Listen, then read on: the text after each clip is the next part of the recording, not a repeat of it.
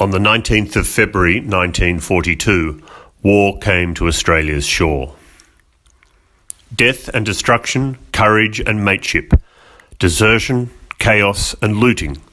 This is the untold story of what really happened during the bombing of Darwin in February 1942, and how the nation would know nothing about it.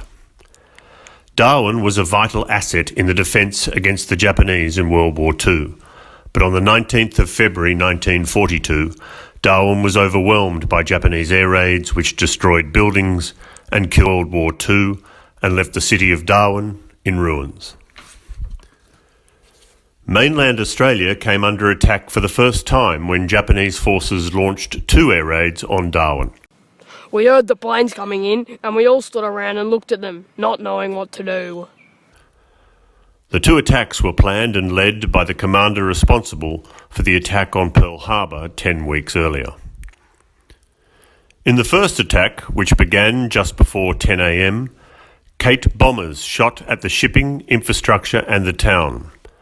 Also the Val dive bombers, escorted by Zero fighters, then attacked shipping in the harbour and the military and civil aerodromes. The attack ceased after about 25 minutes. The attack involved 188 attack aircraft, which were launched from 4 Japanese aircraft carriers in the Timor Sea. The second raid, which began around 11:45 a.m, involved high-altitude bombings of the Royal Australian Air Force Base by twin-engine machines. The second raid involved 54 land-based bombers. The 2 raids killed 235 people, with a further 300 to 400 wounded. 30 aircraft were destroyed, including 9 out of the 10 flying in defence, 9 ships in the harbour, and 2 outside were sunk, and some of the civil and military facilities in Darwin were destroyed. In the hours following the raids on February the 19th, believing that an invasion was imminent, some of Darwin's civil population began to run southwards. Approximately half of Darwin's civil population ultimately fled. The panic in the town was paralleled by confusion at the RAAF base, where personnel were directed in difficult circumstances to other areas in great numbers. There wasn't any warning.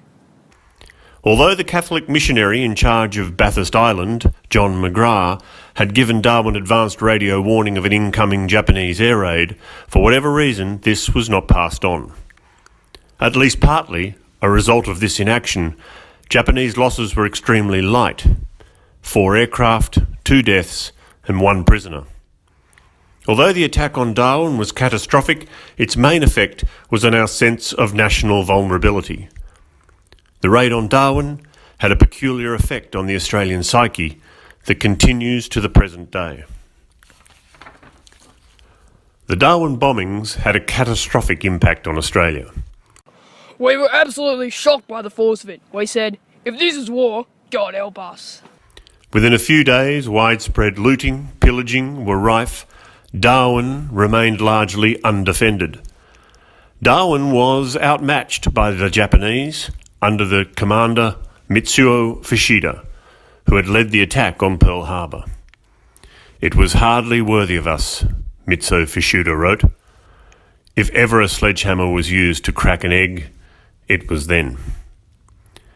By the end of 1942, the tide was beginning to turn, and the Japanese started to be pushed back from the lands that they had taken in what is now Indonesia and Timor.